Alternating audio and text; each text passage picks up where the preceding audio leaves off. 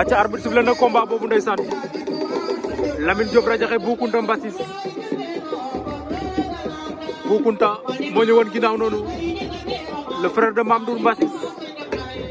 contre Lamine Diop Radiakhé ndeysaan doomu Kër Fodé ak doomu Mbassis ba Bou Kounta Lamine Diop Radiakhé waaw waaw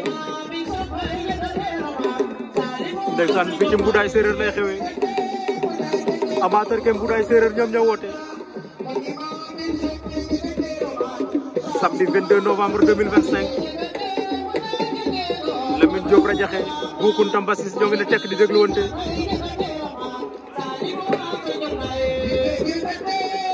ndeysaan ñaari pied gauche lañu garde normal waaye man damay bañ loolu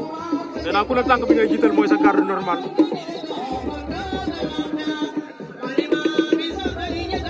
waaw Radiakhé Kër Fodé Bou Kounta bu Mbassis ndeysaan yaay Ndey Fatou Adama Jali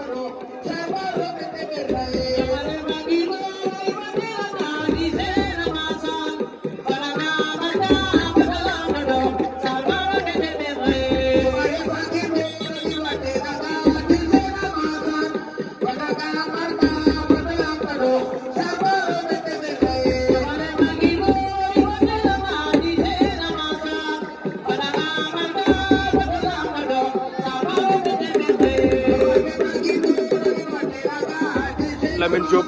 Bou Kounta ñoo ngi ne tekk di déglu wante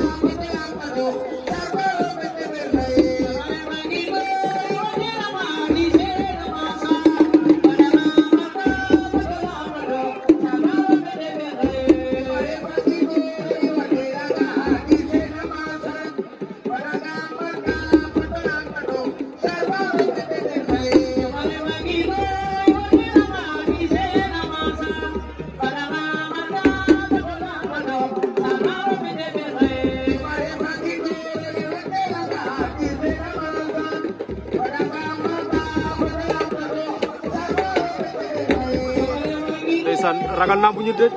ñu dajee lambu ja jeex de Radiakhé Kër Fodé Bou Kounta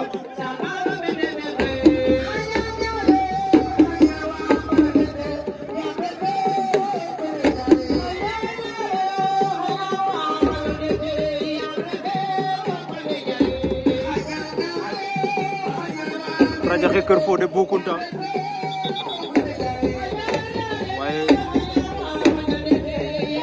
mama yaa Ndey Fatou Adama Jali moo ngay wax lu neex sa suuf ndeysaan moom arbitre day atte wax ak ñoom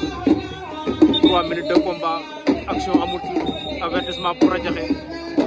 avertissement pour Bou Kounta waaw arbitre sifflé waat na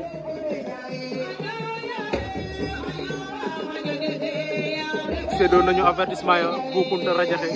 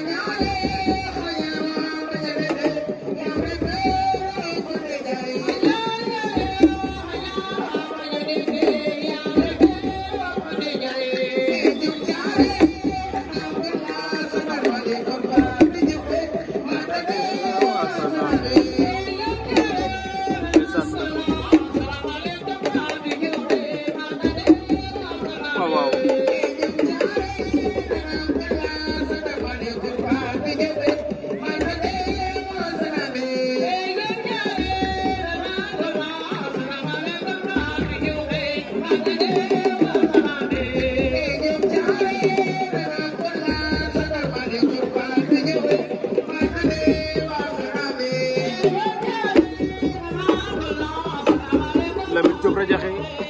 Lamine am na ngemb Radiakhé am na ngemb oh cap zongole la ilaha illallah door na ko ci suuf Lamine Diop Radiakhé daan na Bou Kounta Mbassis zongole na ko ba ci kaw door ko ci suuf waaw Radiakhé daan na Bou Kounta Mbassis